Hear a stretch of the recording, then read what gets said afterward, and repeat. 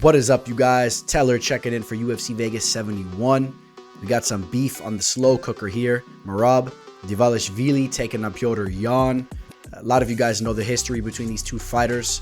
Of course, it's stemming from the initial beef between Aljamain Sterling and Petr. We all know how the illegal knee kicked things off. We had the rematch, and they've been pretty cordial as Jan has bumped in to the tag team of Merab and Aljo. But don't get it twisted. You guys know there's some hard feelings between these men, and you guys know as fight week begins to take place that things are going to start to heat up. I'm excited for this fight card. There's a lot of fighters coming off Dana White's Contender Series that had some impressive performances, and I'm excited to see how they perform on this card. Now, I can't sit here and talk about my results for UFC 285 because I am recording this Friday night, the day before UFC 285 takes place, and I can't tell you how I did with my free play coming your guys' way. You guys know we already hit the first two. It makes it a little bit more interesting because you guys will have the results as you're listening to this. I'm going to say that third free play coming your guys' way did cash. You guys know I was rolling with John Jones there, so I'm either going to be eating my words or my confidence is going to even sound that much better there. So that should be fun. You guys know that we do a recap of every card, so you'll also be able to catch the video here at the channel, the recap of UFC 285. Just know all that. And your support is always appreciated very much. Please hit that like button so I can continue to give you guys those free plays and all that. Thank you guys so much. Won't hold you guys up any longer. Let's jump into the first fight. Welcome to the show. This is the MMA fortune teller. Yeah.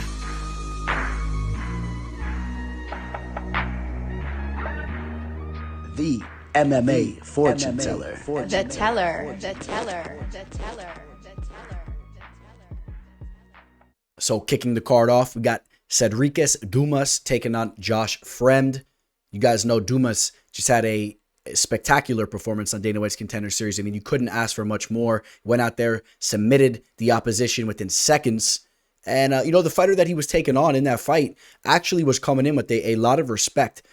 He really wasn't proven, but there was hype there. He was very tall. He was undefeated. Matej Penaz. I believe he was Croatian, some fighting out of Europe. He wasn't really proven, but from what we have seen from him up until that time, he still looks to be somewhat of a promising fighter. But stuck his neck in there, and Dumas was able to show that he's been working on things, pulling off a beautiful standing guillotine choke. Going into that fight, Dumas has more so been showing that he has some power on the feet as well, with a good amount of knockouts in the limited amount of action that he's had so far.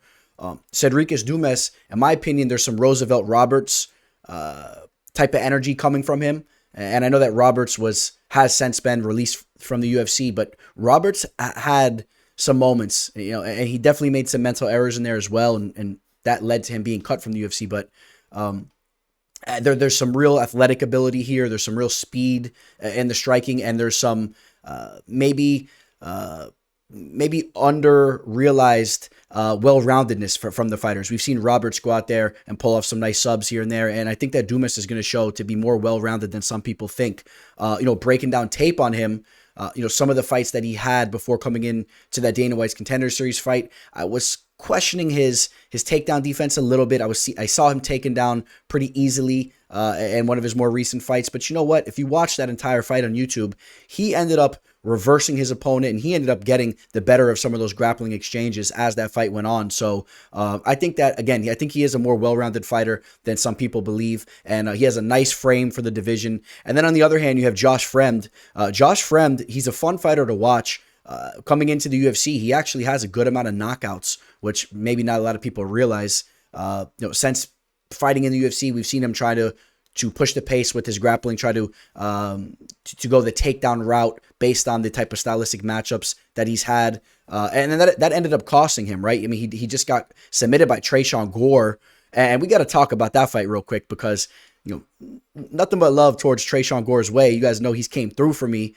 In fact, came through for me there with an official play. But the way that he submitted Fremd, the guillotine was so deep that he had him down on the mat, and Fremd's head was bent forward, and the ref really messed up. He needs to step in there in a better way where he's able to catch the fighter's head, because Tresean Gore did him dirty, man. He kind of just, as he was out, he just kind of flung his head back. And Josh Fremd is not only coming off a submission loss, he's coming off a TKO loss, a knockout loss, in my opinion, because his brain was rattled in his skull when he got submitted in that fight when he went out. So that's definitely a question mark that we need to be talking about as well. How about that?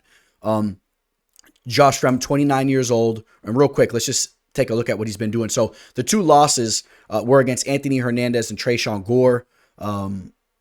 Before that, a couple victories on the regional scene. He had a loss to Gregory Rodriguez, I believe, over in LFA. It was over in LFA. Victories over Bruno Oliveira, a Dana White's Contender Series veteran, but not really too impressed there. These were some of the knockouts I was talking about here. Knockouts over Antonio Jones, Bruno Oliveira. The Bruno Oliveira knockout, he clipped Bruno with a nice little, like a little stab hook and hurt him, wobbled him there, and was able to finish the fight. So I'm not really too impressed with Fremd's striking, to be quite honest, technically, and I don't really see the power there.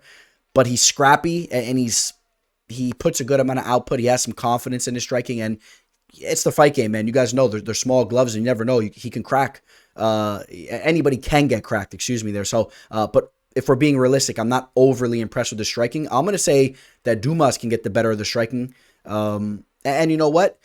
The way that Fremd was sticking his neck in when he was shooting those sloppy takedowns on Tresean Gore, that is really what's pointing me towards Dumas' way. Dumas has showed now, we saw it in his last fight, that he can take advantage of a fighter that's sticking their neck in there. I know a little bit about that. I used to love when those wrestlers would stick their necks, under my armpit, man. You latch that guillotine in and you choke them out. And Dumas seems to favor that move, and Fremd has shown to be vulnerable to that. And it wasn't just in the Tresean Gore fight. We've seen him do that quite a bit, really. Even though he hasn't always paid for it, he really just sticks his neck in and kind of forces those takedowns. I'm not really crazy about it, to be honest. Fremd is decent on the mat, and if I'm going to play devil's advocate here, if Fremd's going to go out here and get the job done, on the feet, yes, there's a possibility that he can go out there and it could play out closely, or he could take the better of the striking. Dumas is not completely proven, but we also talked about Dumas being easily taken down at times, although he did okay as that fight went on. Fremd is not a novice on the mat. He has some skills down there. Maybe he can get a takedown or solidify a takedown and get on top and control Dumas for the majority of this fight and steal some rounds there as well. So both men pretty young. Dumas 27 years old. I think there's some more room for growth with him only having 7 pro fights, being 27. I think he's going to have more confidence right now than he's ever had coming off that finish there. Fremd, 29 years old. I don't really think he has that much confidence, to be honest. I know that he has the luxury of already been fighting in the UFC twice, but he lost both of those fights, and he knows that if he loses this fight, that he's gone. I think he understands that. Where on the other hand, if Dumas goes out there, goes out on his shield, he most likely gets another chance anyway. I think that Dumas is coming into this fight in a better position. So let's go take a look at the betting line. Bovada.lv right now, they're missing a couple fights here, so you might not see it on Bovada.lv. We're not going to see that fight here, so we're going to slide over to best fight odds. And you'll see right now that Dumas is going to be the favorite here. Dumas is going to be, I believe he is a minus 140, roughly minus 130, with Josh Fremd as a plus 110 dog. The line's pretty close. Fremd is a scrappy dude, but like I said, I'm pointing towards Dumas' way, and I'm going to say there's more value on that minus 130 line. It's a very close line, and Dumas, to me, I think he has a couple more avenues to get the job done here, and I wouldn't be shocked if we see Fremd taking a nap. I love the matchmaking that was done here. Raphael Assunção taking on Davey Grant. 2 fighters that have put a good amount of work in up until this point. They're both getting up there in age, or they are up there in age. Assunção now 40 years old, Grant 37. And that's going to be a common theme. There was a lot of solid matchmaking done throughout this entire card, hence a lot of close betting lines. And that's something that we do like to see, right? Raphael Assunção coming off a very solid victory, a much needed victory. He was really going through some trouble as of recently. Lost this to Ricky Simone, where he was knocked out. He was knocked out against Cody Garbrandt. Cody, I can't tell you how he did, but you think that chin's going to hold up? I don't know. Well, you guys know. You do know right now as you're listening to this. The loss to Marlon Moraes, he was caught in a submission there, and that was a little bit more primed Moraes than we've seen towards the end of his UFC stint. Before that, though, let's take a look at this. Victories over Rob Font, Matthew Lopez, Marlon Moraes. He had the victory over Moraes there. Victory over Aljamain Sterling. He had a loss to TJ, but let's not forget that he actually had a victory against TJ Dillashaw back in the day when TJ was on the performance-enhancing drugs and just running through everybody. It was a very close fight. A lot of people thought TJ should have won it, but still, Assunção showing that he's crafty and he's a tricky fighter. Victories over Pedro Munoz, Brian Caraway, Misha Tate's ex-wife. We talked about the Dillashaw victory there. So, I mean, listen, I've been a very big fan of Raphael Assunção, and I'm a little bit more connected to him maybe than some of you guys. I've been watching Assunção now for like almost a decade and a half. I've been watching him since the WEC days. So I remember him when he was just a young Brazilian stud, and I've always was a fan of his striking. Not the most extremely technical, but he's crafty, good foot movement, and he actually cracks. People underestimate. He throws heavy shots. Not a lot of knockouts throughout his career, but he hits hard, especially when he was young. In the WEC, he would really go in there and beat guys down. So I like Assunção. Davey Grant's been doing his thing as of recently too. He had a couple big knockouts. He's coming off the win over Luis Smoka, knocked him out as well. The knockouts victories over Martin Day and Jonathan Martinez, those are a good look. Recently losses to Marlon Vera and Adrian Yanez. Let's understand that some of these victories that he's had as of recently are not really over reputable competition. Luis Smoka, not that high in him. The Jonathan Martinez is the one victory that really stands out. Other than that, Martin Day, Gregory Popov, not really too excited about these guys here. Losses to Manny Bermudez and Damian Stasiak, getting submitted by Stasiak, who really proved to not be that good of a fighter. The Marlon Chito Vera was a good victory. That was a long time ago. Vera was much more green. So how do we see this fight playing out? Raphael Assunção, we talked about that last victory that he just had over Victor Henry. I do believe that Victor Henry is a little bit overhyped. All of his momentum and hype is coming off that Raoni Barcelos victory that he had. We've seen that Barcelos definitely took a step down as age caught up to him. He just got knocked out once again, and he just really hasn't been performing like he once did. That being said, I still was impressed with the movement and how Assunção looked overall in that fight. I think that he's still obsessed with the fight game. I mean, you take a look at him here. You see him with his wife. I believe it was Valentine's Day. I mean, just to get an idea what kind of dude he is. He's got her, double underhooks, about to slam her on her head. I mean, I think that he is a guy that's really obsessed with the fight game. And coming off that victory, I think that he's feeling good and he's as motivated as ever, putting in that work. Davey Grant, he can crack. He has good power in his hands, but I do believe he's a little bit of an overrated fighter. He's a fighter that kind of banks on getting that knockout. He has good striking, but definitely has some holes in his game. I think Assunção is the more well-rounded fighter here. Not extremely confident, but I'm going to say that Assunção gets the job done. Real quick also, both men up there in age. We talked about that. Davey Grant's going to be slightly taller, about 2.5 inch height advantage for Grant. He's going to have about a 2.5 inch reach advantage as well. This is nothing that's very necessarily new for Assunção. Assunção a little bit more of a stocky guy, but really has good footwork and should be able to maneuver his way out there okay, and hopefully he can avoid that danger. I'll tell you this though, there's a high likelihood if Grant's going to get the job done here that he's going to knock Assunção out. We saw Assunção freeze up against Cody, get cracked at the end of that round. Davey Grant can crack, and if Davey's going to get the job done here, I think he gets the knockout, which there's a decent chance that happens. If he doesn't get that knockout, I think that Assunção mixes things up and can outstrike Grant from the outside, moving around, even sneaking a takedown here or there.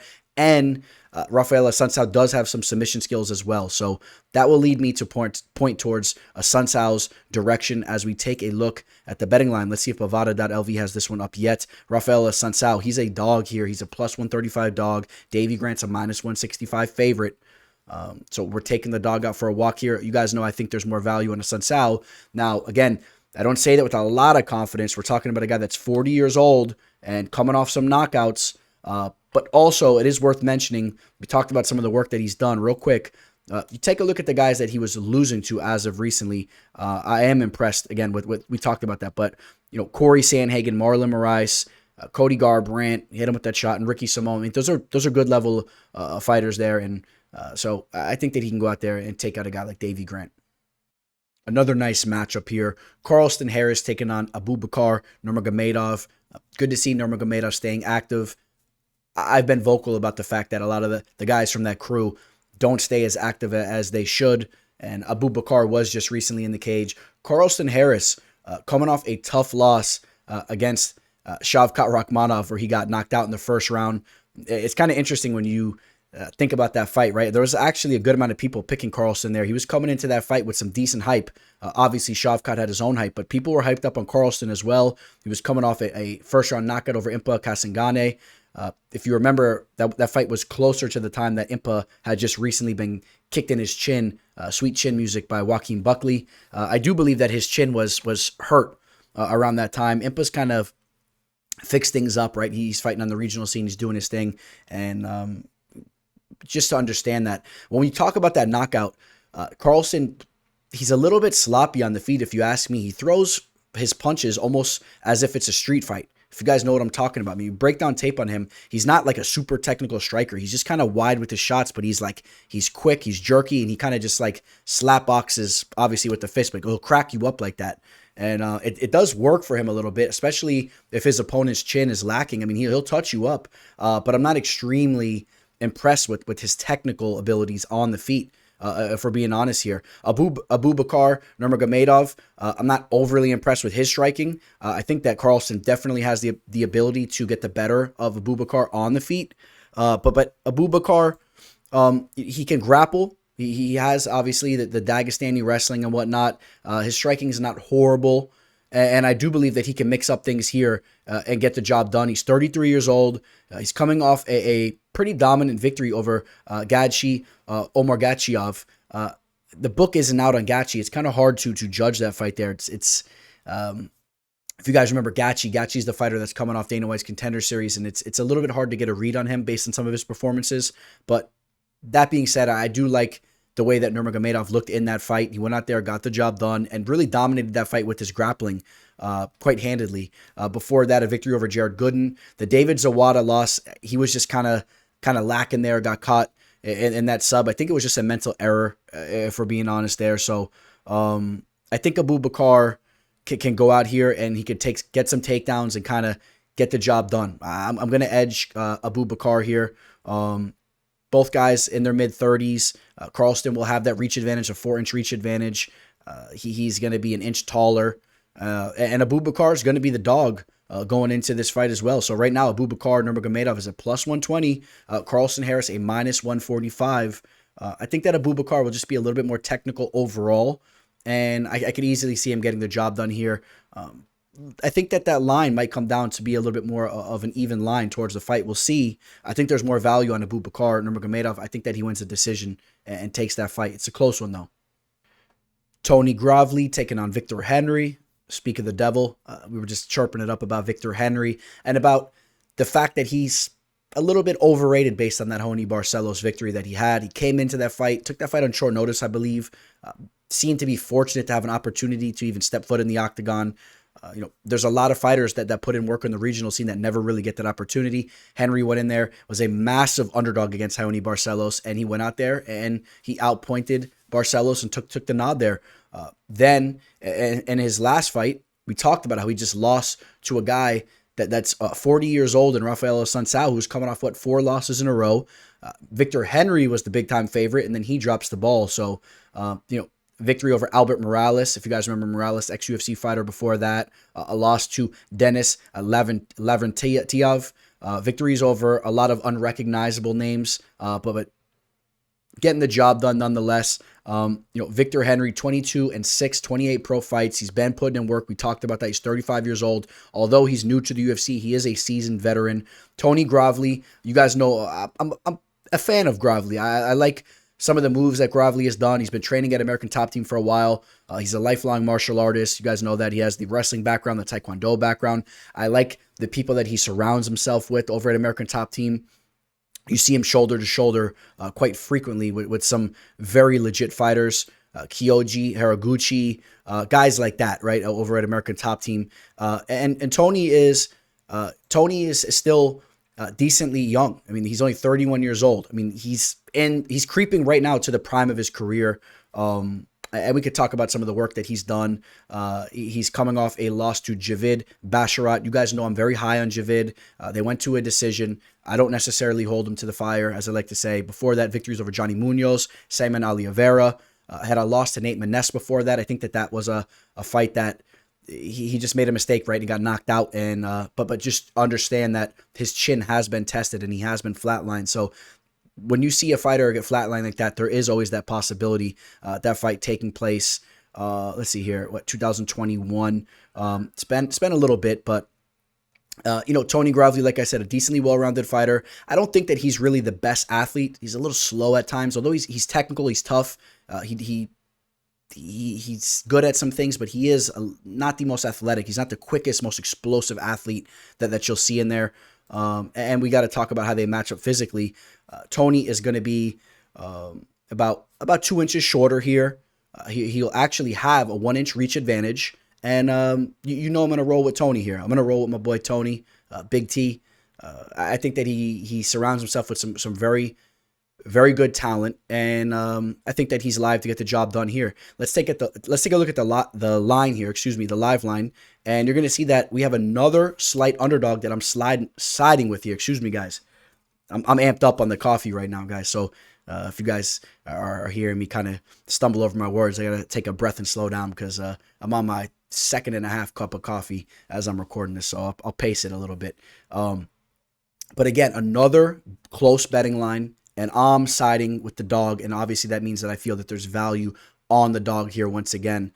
A lot of close fights that we're talking about, but I'm kind of surprised that we see the lines kind of edging towards the other way with some of these fights, and I'm interested to see how these lines go. I think there's more value on Tony Gravely here, and I think he can mix things up. I could see him getting some takedowns here as well. He pushes the pace with his wrestling. Victor was on his back quite a bit against Assunção.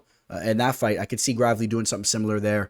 Give me Tony Gravely to get the job done. Unanimous decision. Once again, a perfect matchup here.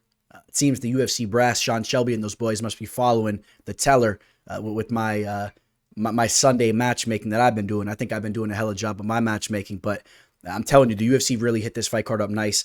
Tyson Nam, the number 15th ranked flyweight fighter. Bruno Silva, it's great to see him return to the octagon, coming off 2 very nice knockout victories, but he's been out of the cage for a long time. It's been about a 2-year hiatus for Bruno Silva. Bruno Silva, you guys know that he's been putting in a lot of work with some of the greatest fighters on planet Earth that walk around at his weight, and Demetrius Johnson, Henry Cejudo over at Fight Ready MMA and Fitness. You guys know that I am a big fan of the work that they've been putting in. They've really been getting some great results with the fighters that they've been working with. And I think that Bruno is going to look spectacular here making his return. I know that he hasn't been in the cage for a long time. I don't think that he's going to have a lot of ring rust here. I think that he's just going to be the best version of himself. I think that he's been polishing up his skills. I mean, you love to see a fighter fighting in the flyweight division, shoulder to shoulder with Henry Cejudo and Demetrius Johnson. It does not get any better than that, and that's a huge deal here. Now, Tyson Nam, you want to talk about some of the things he has going on for himself? Coming off another big knockout victory. We know he has some of the better power that we've seen in the flyweight division. He's had some up and down performances. He's 39 years old. He's not a spring chicken. He's coming off that knockout victory against Ode Osborne, landed that shot in the first round, and just, he did what he likes to do. He likes to flatline his opponents. Before that, a loss to my boy Matt Schnell. Before that, a victory against Jerome Rivera and Zurak Adashev. Not the best opponents there. You guys know I'm not a fan of Jerome Rivera's. I felt that he was never a UFC caliber opponent. Before that, losses to Kai Kara France and Sergio Pettis. Sergio Pettis was his UFC debut. Sergio Pettis broke a flyweight record in that fight. With the most significant strikes landed at that time. So understand that Nam is very tough. I mean, he survived it all, but he's there to be hit. And Bruno Silva, he hits hard coming off those 2 knockout victories. I know that Nam has shown to have a good chin, but listen, it's the fight game. You guys know I say that a lot. If you get cracked with the right shot, you can get flatlined. I know it's the flyweight division. We don't see that as often, but I think that this is a fight where we're going to see 2 guys really colliding, and there is a realistic possibility that once one of these guys gets knocked out. I think that this is going to be a firefight on the feet. But where I like Bruno here, I think that Bruno can kind of change levels and mix things up and maybe get a couple takedowns. I really like the kicking game, the leg kicking game of Silva. He really, really implements a very heavy leg kicking game. So I think that he's going to be working Nam's legs, and then he'll look to set up those headshots later on. Give me Bruno Silva here. Let's see if we can keep the theme going. Are we taking another dog here? No, we're not taking another dog here. Bruno Silva's the favorite. He's a -165 favorite. You got to come back on Nam at +135. Where do I see the value? I think that Nam is decently live here. So if you can get a +145, 150, maybe we start talking about some value. But as of now, I think that the line's accurate. Maybe we lean value towards Nam's way, but I like Bruno. I really like Bruno. There's a couple of question marks. We talked about the long layoff and whatnot, but I think he'll be just fine. And I think he gets the job done here. And hopefully he stays active now moving forward and starts to really make some noise in this division. I think that he's a legit fighter. You remember what he did to JP Bays? That was nasty.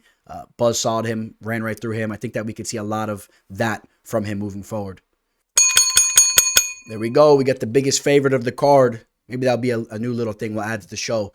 We'll ring the bell off when we got the biggest favorite of the card to talk about here. Mario Bautista coming in as a huge favorite. So spoiler alert, against Guido Cannetti, who's 43 years old. Cannetti coming off 2 victories in a row, though, and he's been looking great. We know he always comes in phenomenal shape. The victories over Randy Costa and your boy, Chris Montigno. You guys know I'm not the biggest fan of Montigno personally. I think that he's been a little bit fortunate with the way his career has played out. I really don't believe he's a UFC caliber fighter. And Ninja Cannetti showed it when he faced off against him there. I know there were some rumors about Chris Montigno fighting on The Ultimate Fighter. I don't believe he made the roster, but Ninja Cannetti, major props to a guy at his age in this division hanging around. He's a well-rounded fighter. I believe he's put in work with Team Alpha Male back in the day. And then, let's cut to the chase though. Mario Bautista, an MMA lab product. He's been looking very good as of recently. He's been putting in some solid work. Let's take a look at some of that work that he's putting in as he's 29 years old and cruising into the prime of his career.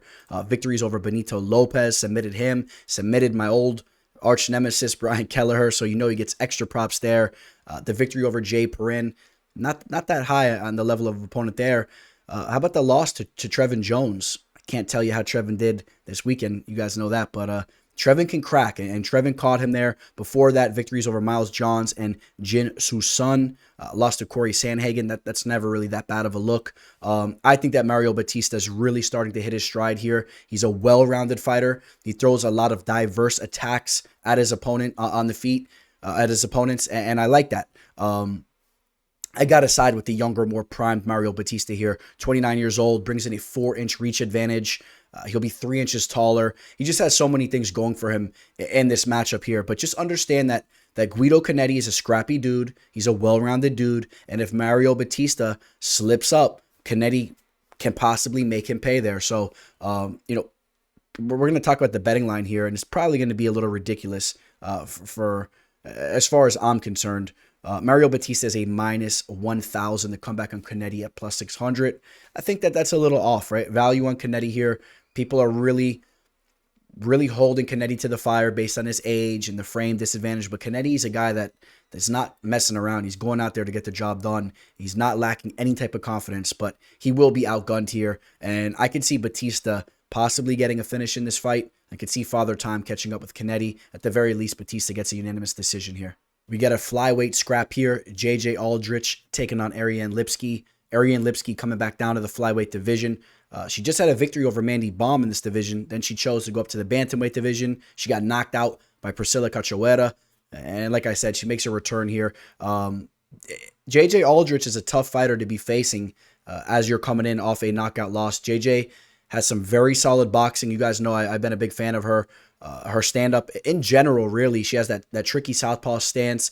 She has underrated kicks, underrated knees, but really her boxing is really what it's all about on the feet. I really think she has a lot of potential. I've been talking about it throughout the years. I know she's 30 years old, but she still has a lot of time to polish herself up. Coming off a loss to Erin Blanchfield, which you guys know, that submission loss, it doesn't look that bad because Blanchfield's a girl that could be fighting for the belt here very soon. Before that, the victory over Jillian Robertson, that was a good look. So she showed there that she can face off against a girl that is a very solid grappler, and she could go out there and get her hand raised. Blanchfield is just another tier up but Jillian Robertson is very good at that, and she was able to go out there and get the job done. Victory over Vanessa Demopoulos, another tricky jiu-jitsu girl there. Victory over Courtney Casey, a scrappy striker. The loss against Sabina Mazo, that was a very close fight. I believe it was a split, and I thought that she won that fight. Before that, victory over Lauren Mueller. The loss to Macy Barber, she was up early in that fight, and she did fade. She kind of wilted to the pressure of Macy Barber there. But, it is what it is. I think that she's still getting better and better. Victory over Polyana Viana before that. That's worth mentioning as well. Ariane Lipski, we know that she has some Muay Thai experience, but she also shows that she's tricky with her jiu-jitsu. She pulled off a nasty knee bar not too long ago. And like I said, that this is a tough fight for Ariane to come into, coming off that knockout loss. I think that Aldrich will have the cleaner striking. I think that Lipski will look to put up a fight on the feet, but at the end of the day, I just really do believe that Aldrich will be more technically sound and will get the better of Lipski, and I could see Lipski getting knocked out here. I think that Aldrich could be live for the knockout victory here, the very rare knockout victory in the flyweight division. And it's worth noting as well, let's just pull up real quick. Out of JJ Aldrich, out of her 11 wins, only 2 of them have came by way of knockout or TKO. So it's not like she's really going out there looking to take her opponent's head off. She's mostly a decision type of fighter. That's definitely the truth. But I still think that she's decently live here. I mean, I'm not saying that there's a very strong likelihood she's going to go out there and knock out Lipski. Obviously, when we're talking about women's MMA, it rarely happens, but there's a little bit of a recipe for that to happen. So just keep an eye on that. I think that Aldrich is coming in very hungry here. So yes, I will take JJ to win the fight here. JJ will have a half-inch reach advantage. Nothing really to talk about there. She'll be an inch shorter. Nothing really going on with the frames. 2 very similar fighters. And we will take a look at this betting line. Let's see what we're talking about here. JJ is going to be the favorite. I do know that. And JJ is going to be a minus 230 favorite over Ariane Lipski, who's a plus 185. I mean, I personally think I would like that line more around a flat minus 200, or if you can get it in the inside range. I'm not sure if we're going to see that. I think this line might stabilize, or maybe even a little bit more action comes in on Aldrich. Maybe she's a minus 250 by the time this fight kicks off. I think that Aldrich gets the job done here. But Lipski has shown that she's feisty, she's tricky, and she can go out there and spoil the party at times. So be a little bit careful there. Maybe more value on Lipski. It's a little bit of a high line on Aldrich. I like Aldrich, though. I really do like her, and I really want to see her get her feet under her and start to string off another win streak here. She was coming into that Blanchfield fight on a 3-fight winning streak. I want to see her get another 2-3 fight winning streak going and make some noise in this division. I like her. So I think Aldrich gets the job done here. So as we talked about, this fight was rebooked for the main card of UFC Vegas 71. It was just the main event for UFC Vegas 70. Unfortunately, Nikita Krylov had the case of Montezuma's revenge over in Vegas. He had some explosive diarrhea and was not able to make the walk. Hey, listen, we didn't have to wait that long, right? Just 2 weeks later, we get to see this fight take place. And listen, I already broke this fight down. I'll make it quick for you guys. Ryan Spann is very dangerous in the first round. He's a very dangerous fighter. He's a well-rounded fighter. He's shown that he has some nasty sub skills. He can wobble you and then sub you, or he can flat knock you out. I think that Spann will be very dangerous in the first round, but his output will drop off very much so as this fight goes to the second, third, fourth. Well, it won't go to the 4th and 5th round anymore. It was initially a 5-round fight. Now it's a 3-round fight. It still will drop off rapidly as he goes into the 2nd and 3rd rounds. We've seen that before. The Sam Alvey fight was just a horrible look for him, and I'll never forget that. Nikita Krylov should stay out of harm's way early, pace himself, and then really look to go outpoint Spann here. I think he could do that, but he has to be careful in the first round because Spann is live to end this fight. This is the light heavyweight division we're talking about, but Krylov is the better fighter in my opinion. If this was a 5-round fight, I would feel even more confident taking Krylov here. A little disappointed we didn't get to see it as a main event fight there for UFC Vegas 70, but it is what it is, and I still will be rolling with Nikita Krylov, and I'm still going to say that I don't know if I'm going to say it in terms of there's value on his line, which I'm not going to be able to pull this line up. They didn't adjust it to this card yet, but he's a minus 170, and the comeback on Spann is around a plus 145 or so. You can argue that there's value on Spann, in my opinion, but I think that Krylov gets the job done here. I like Krylov. Just stay out of harm's way early and he has the recipe to get the job done here. He's a well-rounded fighter. He'll be a lot quicker than Ryan. His movement is much better. We know that he has that karate background. He can throw some nasty head kicks up there and whatnot, but he just cannot make any mental mistakes in there, because Spann will make you pay, and he will make you pay in a devastating way. Nikita Krylov to possibly get a third-round finish or take that unanimous decision.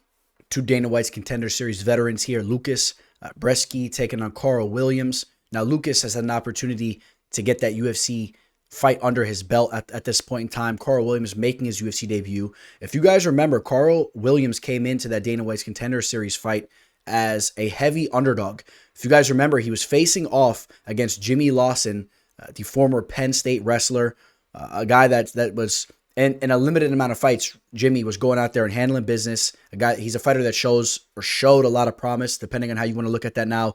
And Carl went out there and really dethroned the hype there. Carl Williams, 33 years old. He's maybe a little bit of a late bloomer, only 8 professional fights. He's 33, got in the game late. But listen, when you're fighting in the heavyweight division, you can come in and you can make some noise out of nowhere. I truly believe that. Carl Williams is a fighter that absolutely is not lacking any type of confidence. I think that he's going out here expecting to roast Łukasz in this fight. I really believe that's the energy that he's bringing in here.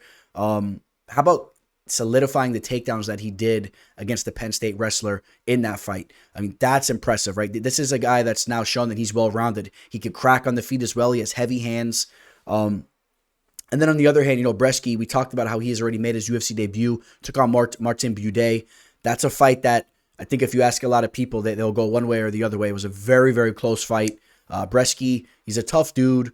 He has a decent frame for the division, for the heavyweight division. He's lanky.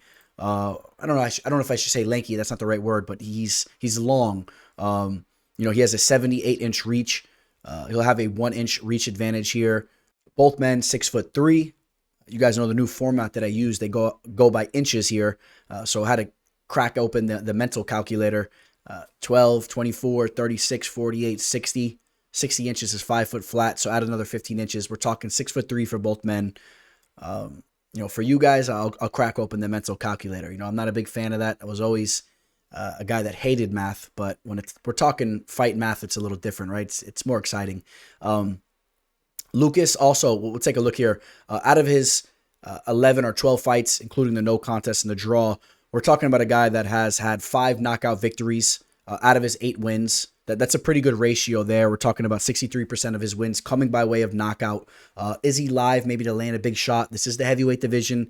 He puts a good amount of output with his striking, like I said. So he has that going for him. But I'm feeling Carl Williams here. I'm feeling Carl. I think that Carl gets the job done. And let's go take a look at the betting line and see what we're talking about. Carl Williams, I have a feeling this will be one of the fights. Oh, it is here. Carl Williams is a slight favorite. He's a minus 140 favorite right now. Another close line for you. If you're feeling Brzeski, you can get him at plus 120, or excuse me, you can get him at plus 115. You guys know I've been picking a lot of fighters around those odds here, but I will be siding with Carl Williams, and I think that the value is more on Carl here. I really liked what I saw in that fight. You do have to be careful in the sense maybe we're overvaluing the victory that he just had against Jimmy Lawson, but Jimmy Lawson was hyped up. But before that, knockout victory over Simon Marini, a victory over Kyle Wright, a victory over Miles Amos over in the PFL Challengers there. Lost to Jason Butcher. He got submitted in the first round. That's something to keep a little bit of an eye on. Jason Butcher is a fighter. You can go look through his resume. He has some questionable losses. He just lost to Daquan Townsend, if you remember him. A fighter that it was tough, but he was a fighter that was not really suited to be fighting in the UFC, but he's just a scrappy guy that was able to get those opportunities based on him being an entertaining fighter. Deshaun Boatwright, a knockout over Deshaun Boatwright as well. So, I mean, not really a lot to talk about here. It's really all about that victory over Jimmy Lawson, and we'll see how that victory translates into the UFC with, if you want to call it a step up in competition against Łukasz here. I think that Karl can get the job done. I'll side with Karl to get some takedowns, and this will be a close fight, I'll say. Ricardo Ramos taking on Austin Lingo. Now, this is an interesting fight, right? Austin Lingo coming off a victory over Luis Saldana. Luis Saldana does a lot of things similar to his opponent here in Ricardo Ramos. A lot of spinning attacks, a lot heavy kicking game, very diverse attacks on the feet. And Lingo passed that test, right? He looked good. He took over that fight against Saldana. He was coming in to that fight with the victory over Jacob Kilburn. Now, the thing is, you need to know this. The victory over Luis Saldana looked pretty good in the first round. He opened up Lingo. Lingo was bleeding everywhere. And Luis Saldana, I do believe he injured his leg in that fight. So that kind of changes how that fight may have played out if that didn't happen. I mean, that's something you're going to want to take into consideration there. But Austin Lingo eventually started closing the distance and landing some solid strikes with his hands. Austin Lingo, a fighter, in my opinion, that definitely favors his boxing. He's a fighter that's not really throwing a lot of kicks. He'll mix in some leg kicks, but it's almost like he's doing it just because he knows he has to keep his opponent, honest. But he's a fighter that's really going out there and he's trying to close the distance and he's trying to land some heavy shots with his hands. You see him putting in some boxing work over here. He's throwing the tag boxing in his posts. I mean, this is a guy that I really do believe is a boxer first and foremost. Or that's his strong suit, is his boxing. Now, that's going to be dangerous for Ricardo Ramos here because Austin is going to be looking to close the distance. He's going to be throwing bombs. And as Ricardo's looking to land some wild attacks, some spinning attacks, he's going to have some bombs flying by the sides of his head. So understand that. But that being said, understand that as he's going forward and trying to land those heavy shots with his boxing, Ricardo Ramos is going to be looking to set up a spinning elbow, he'll look to throw all types of wild attacks at Lingo, and he's been known to land them a time or two. So don't be shocked if he lands something like that once again. Ricardo Ramos, let's talk about some of the work that he's been putting in. We're not talking about these grappling matches. It's good to see that he's active with this grappling. The loss to Zabaro Tukigov there, doesn't look as good these days after the performance he just put on. Victory over Bill Algeo, that's a good look. Bill's a tough dude. The loss to Lerone Murphy, whatever. Got cracked in that fight. Victories over Eduardo Grigori. That doesn't really carry any weight. Victory over Journey Newsom doesn't carry too much weight. The loss to Sad Nurmagomedov doesn't look horrible. Let's talk about the Aman Zahabi knockout. That was a spectacular knockout. That was really his calling card. Really, when you analyze his resume right now, it's not really looking that good, if we're being quite honest. It's just that when you break down tape on him, you understand that he is an explosive striker. He's a wild striker, and he really has some athletic gifts or some striking gifts that he can look to implement here. He's going to be the more diverse striker. That's something that really does carry a lot of weight. I think that Lingo will look to fall in love with his boxing a little bit too much, and Ramos will be mixing things up, and I could see Ramos opening up Lingo the same way Saldana did in the first round of their fight.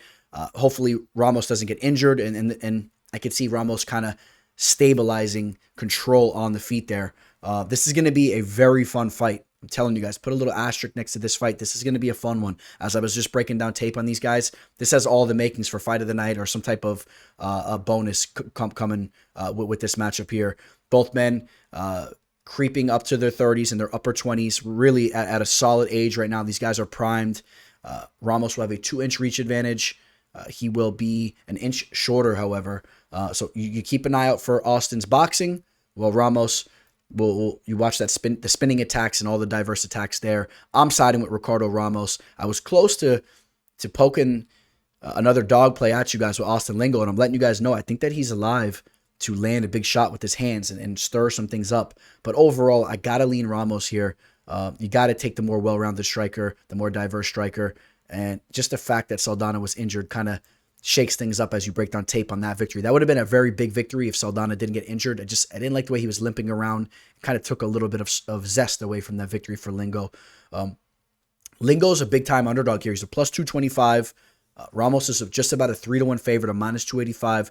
I say there's more value on Lingo. Straight up, I'm letting you guys know that right now. I think there's more value on Lingo. Wouldn't even be shocked if he goes out there and gets the job done. I think that line needs to come down. And I think that it possibly will, depending. People like Ramos. They like the spinning attacks and all that. But be wary. Be wary of the boxing of Lingo. more Dana White's Contender Series alum coming at you here. We got Vitor Petrino taking on Anton Turkalj. A stylistic clash here, if you ask me. Vitor, a guy that looks to go out there and take his opponent's head off, while Anton is a fighter that really favors using his grappling to kind of control the fight and really outclass his opponent. Unfortunately for him, he got matched up with an absolute animal in his last fight against Jailton Almeida, and he was the fighter that was getting ragdolled, and I believe he was submitted in that fight. He's 8-1. That was the first loss that he took. Yep, he was submitted in the first round. Before that, had the victory over Acacio dos Santos on Dana White's Contender Series, and a couple submission victories and a couple knockouts sprinkled out through his career. Understand that some of those finishes due to strikes were with him taking his opponent down and kind of controlling them and using the ground and pound there. And I think that that's what he's going to look to do here against Vitor. Well, on the other hand, Vitor is going to throw everything, including the kitchen sink at Anton. I know you guys can't hear it, but we got Limp Bizkit in the background, break stuff. What a perfect song to go along with a guy like Vitor hitting the pads. I mean, this guy. Do you guys remember his knockout victory on DWCS? It was ridiculous. I mean, he absolutely murked his opponent. And I'll give you the name of it. The opponent in that match, which was Rodolfo Bellato. And Bellato was coming into that fight actually with a lot of knockouts under his belt. And that was a fun fight, if you guys remember. I believe that was the main event of that episode. And before that, a victory against Gashimarad Antigulov. You guys remember Antigulov, the fighter that just absolutely gasses out after 30 seconds of action taking place. And he went out there and knocked him out in the second round. Before that, another first round knockout. He had one decision in his second pro fight, and before that, another knockout. And that was actually over Rodolfo Bellato. So yes, that's right. He had two victories over Rodolfo Bellato. That was a rematch. And I mean, this guy is a physical specimen. You see that flying knee there? I'll tell you what, Anton better watch out if he shoots in sloppy. Now, as we get excited at talking about Anton, we do need to say that Anton has a very realistic possibility to win this fight. And like I said, it's a stylistic clash. If Anton can solidify some of those takedowns, he's relentless with pushing the pace there.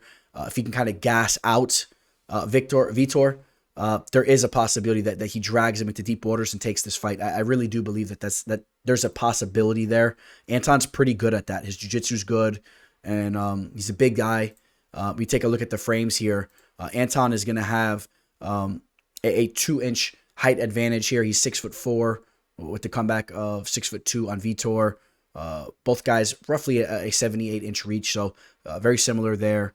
And I am going to lean Vitor Petrino to get the job done here. He's a specimen. He's 25 years old. Anton's coming off a loss there. It was kind of interesting to see Anton, the bully, getting bullied in his last fight. I think he might get bullied here again, but it won't be as longly drawn out. I think that Vitor just lands that shot. Boom. We see a stunning knockout. I'm hoping that's what we see. It'd be fun. It'd spice up the main card for the event. And Vitor is a very fan-pleasing fighter, and I think that he could look to really make a name in the game for himself. Another exciting Brazilian knockout artist coming off DWCS. We've been seeing a lot of that. And Vitor Petrino is a -145 favorite. The comeback on Anton Turkalj here is a +120. Another similar line, right? We've been seeing this line all throughout the card. This time I am going with the favorite in Petrino, -145. And you might want to look at an inside the distance or a knockout prop on Vitor, maybe a first round knockout prop if you can get a juicy line there. I think that there will be some value. And other than that, maybe you look to take Anton by a decision, going the distance, or maybe a sub prop. But that's definitely the route Anton's going to look to get the job done. Give me Vitor Petrino to land that knockout. Let's get the main card going. Let's jump out of our seats and have a night. We got the UFC's number 14th ranked bantamweight fighter who's coming off a big victory, Saad Nurmagomedov, taking on Jonathan Martinez. Now, this is a very interesting fight because this is a fight for Jonathan Martinez where he's finally getting that step up in competition. Let's take a look at what Jonathan Martinez has been doing as of recently. I really believe that he's been handed a I don't want to say an easy list of opponents, but the UFC has been good to him. Let me just say that. He's coming off a victory over an aged Cub Swanson, where he was able to kind of put that feather in his cap there. Before that, victories over Vince Morales, Alejandro Perez, Zviad Lazishvili, the Georgian fighter, who was making his UFC debut at the time. He lost to Davey Grant. That's where he got cracked. He was up in that fight going into the third round. He was in control of that fight. He got cracked. Thomas Almeida, Frankie Saenz, who was aged at the time, Andre Ewell, Pigwayne Liu, Ouija Buren, Andre Sukumtat, where he lost that fight. I mean, if you really take a look at the list of men he's been fighting, if we're being honest, it's not really the highest level of opponents. But the thing I like about Jonathan Martinez is that he's very technically sound. He has that nice southpaw stance.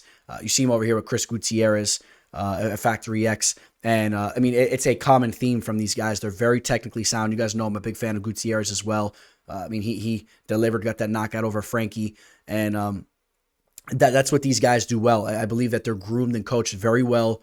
And you got to have respect for Martinez's game. But this is a step up in competition, like I said. Syed Nurmagomedov coming off a huge victory in a fight where the betting line was very close, and where he got that victory over Syed Kakrakhmanov. I think Kakrakhmanov is a promising fighter, so you keep an eye on him still. The victory over Douglas Silva de Andrade, Cody Stamen, Mark Stagel. He had the loss to Raoni Barcelos. That was a much more primed Barcelos back in 2019. That was 4 years ago.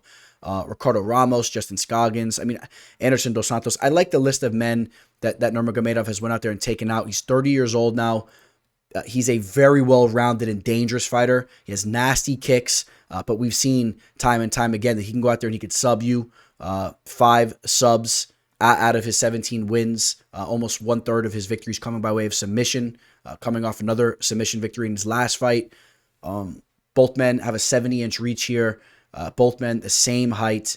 And I think that the step up in competition for Martinez, it may prove to be a little bit too much here. That's the route I'm going here. I'm a big fan of Syed Nurmagomedov. I've always have been. I did edge Kakrakhmanov to get the job done, but I thought it was a very close match. I like the wrestling ability of Kakrakhmanov, but I think both of those men are a step up above Martinez. And if Martinez takes the L here, maybe you put Syed Kakrakhmanov and Martinez in the cage together, see how that goes as well. Not to be harsh on Martinez here.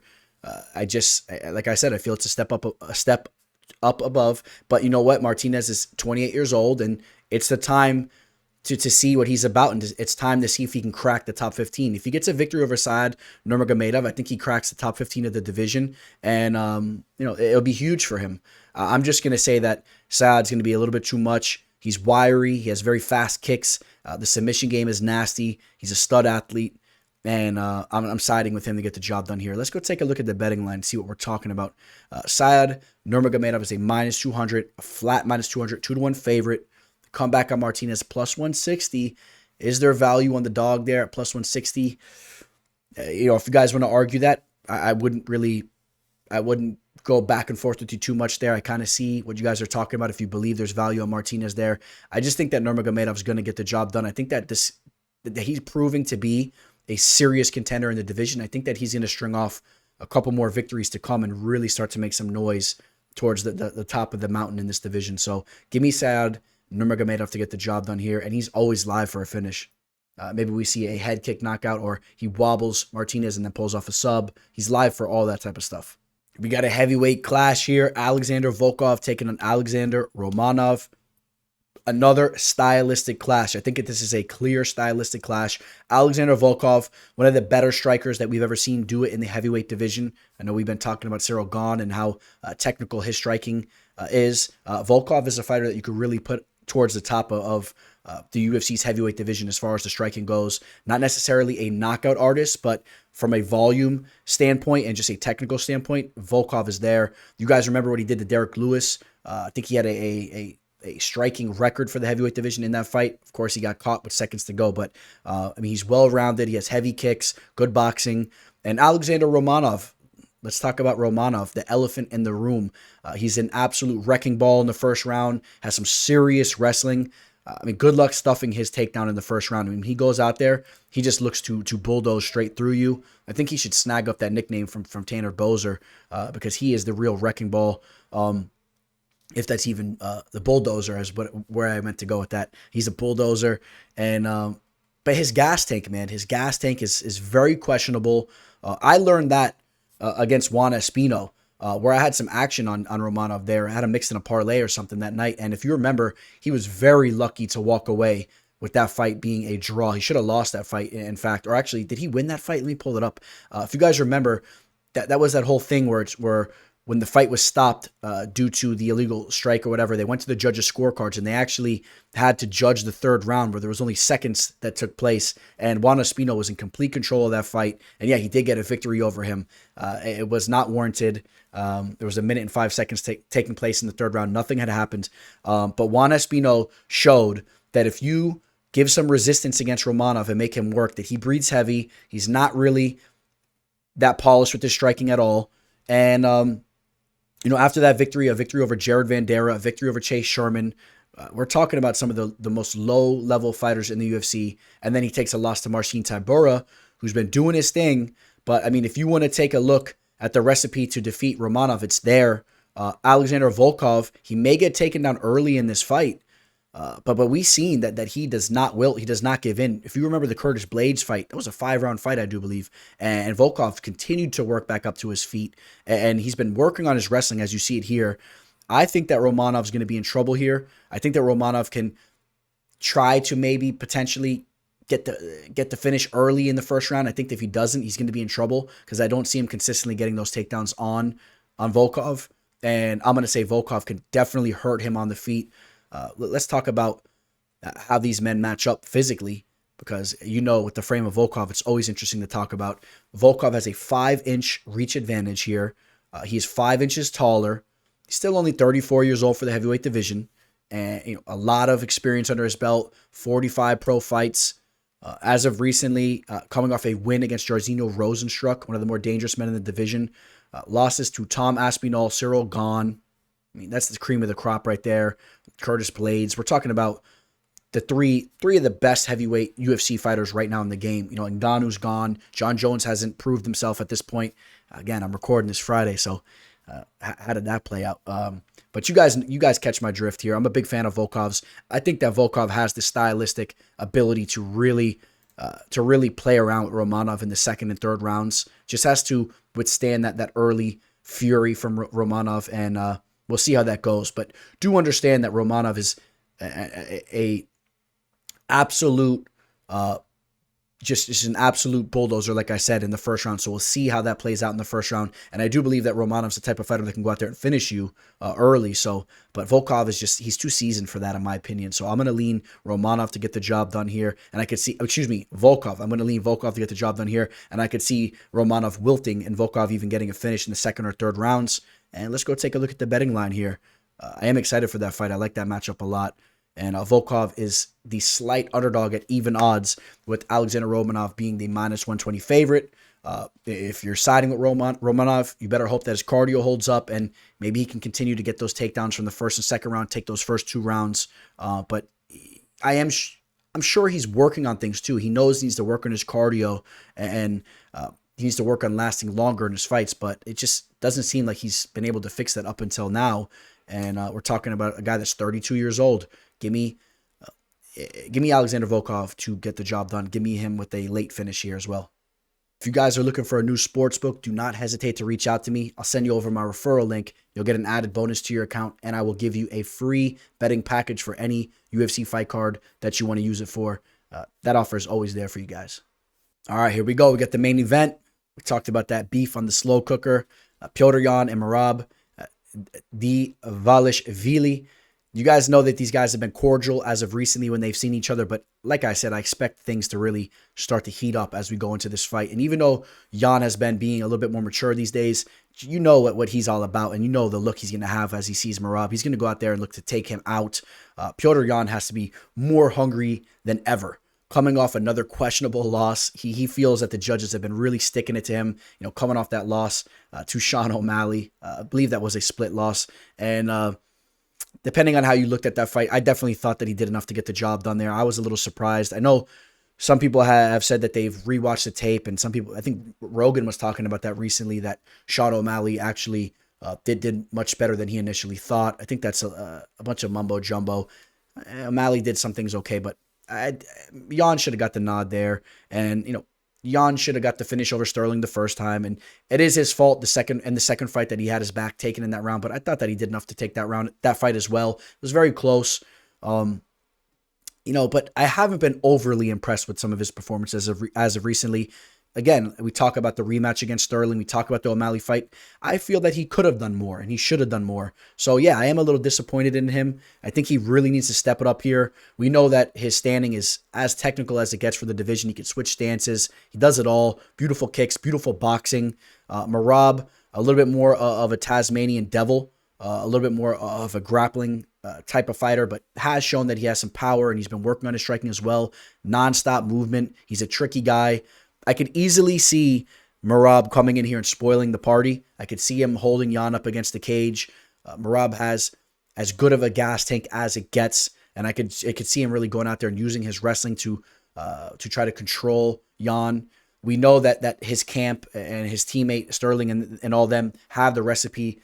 They know the recipe to go out there and take out Jan, so I could see him going out there trying to take the back and try to implement similar tactics here.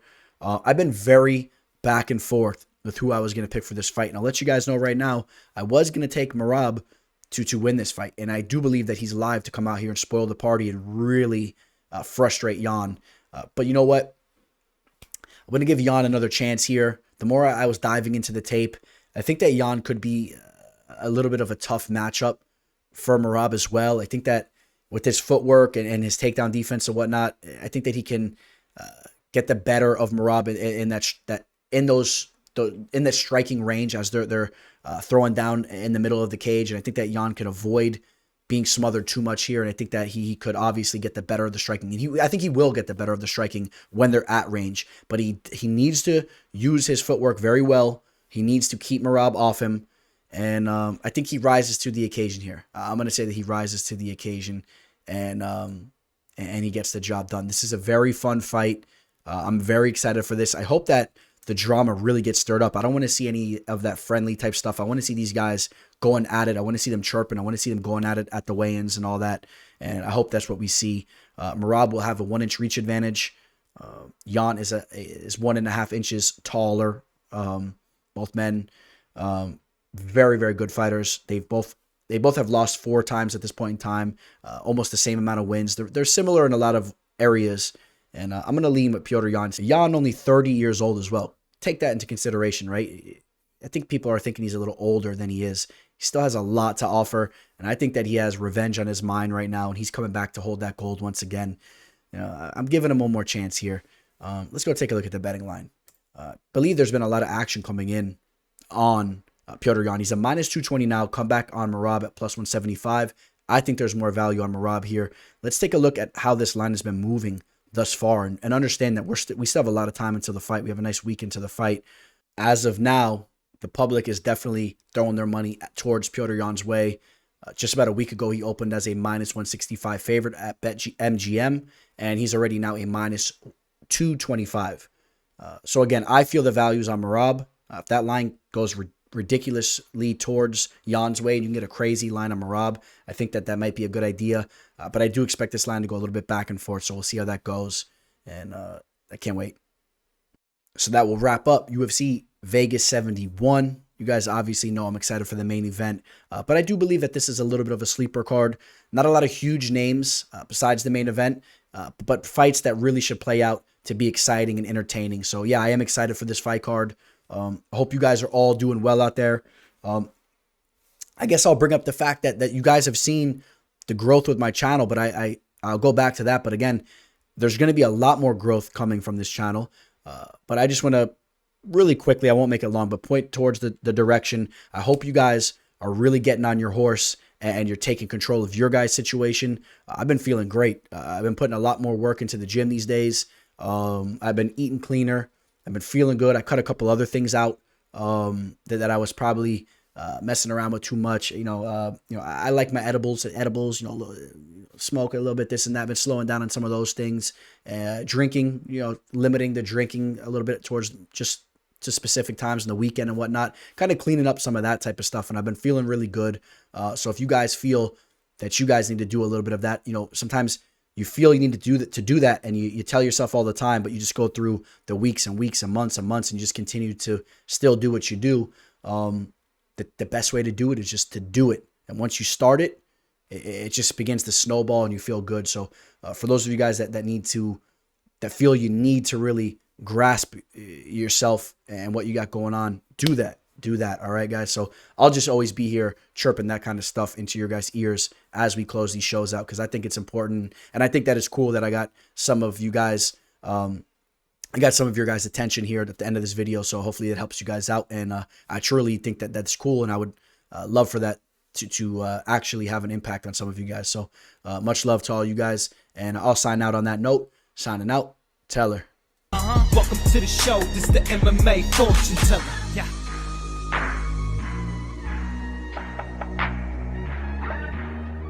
The MMA fortune teller. The teller.